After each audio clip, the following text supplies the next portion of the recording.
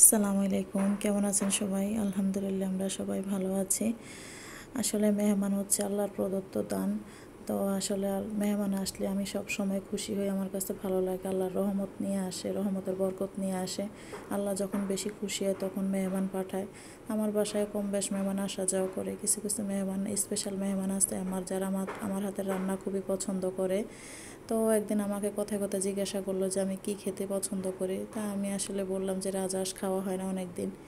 তো হঠাৎ করে রাজহাঁস নিয়ে বাসায় হাজির। এত বড় রাজহাঁস কাটতে তো একদম হিমশিম খেয়ে যাওয়ার মতো অবস্থা। আমার হাজব্যান্ড অনেক কষ্টে এটা কাটাকাটি করলো, অনেকগুলো মাংস হয়েছে।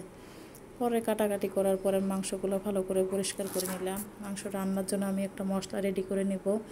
এখানে হচ্ছে শুকনা মরিচ, দারচিনি, কাবাব চিনি, কালো গোলমরিচ, জয়ত্রী, জায়ফল, তেজপাতা, জিরা, স্টার মশলা, লং, এলাচ এগুলো দিয়ে একটা পেস্ট করে নিলাম। আমি এই হাঁসের মাংসটা পুরাটাই হচ্ছে সরিষা তেলে রান্না করব। সরিষা তেল দিয়ে দিলাম, বেশি করে পেঁয়াজ কুচি দিয়ে দিলাম, দিয়ে তারপর ভেজে আমি একটু আদা রসুন দিয়ে দিলাম বেশি করে। তারপরে যে মশলাটা রেডি করে নিলাম সেটা দিলাম। এখানে হচ্ছে বড় একটা কালো এলাচ দিয়ে দিলাম আমি। দিয়ে ভালো করে এটাকে মশলাটা কষিয়ে নিতে হবে। ধনিয়া গুঁড়া দিয়ে দিলাম, পরিমাণ মতো লবণ, হলুদ দিয়ে দিলাম। যেহেতু আমার মশলার মধ্যে সব কিছুই দেওয়া আছে, সেই জন্য আর আমার গুঁড়া মরিচ দিতে হয় নাই। আমি এখন হলুদ আর লবণ দিয়ে দিলাম, দিয়ে ভালো করে কষিয়ে নেব। মশলাটা হচ্ছে বাটি ধোয়া পানি দিয়ে দিলাম, মশলার বাটি ধোয়া পানি দিয়ে ভালোভাবে মশলাটা আমি কষিয়ে নিলাম। তারপরে মাংসগুলো দিয়ে দিলাম, দিয়ে আমি ভালো করে কষিয়ে নিচ্ছি। আসলে এই হাঁসের মাংসতে আমি কোনো পানি অ্যাড করব না। মাংসের গা থেকে যে পানি বের হবে সেটা দিয়ে আমি মাংসটা রান্না করব।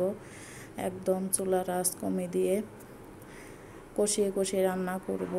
মাংসের গা থেকে এমনিতে প্রচুর পানি বের হবে। দেখেন পানি বের হচ্ছে অনেকগুলো মাংসের গা থেকে।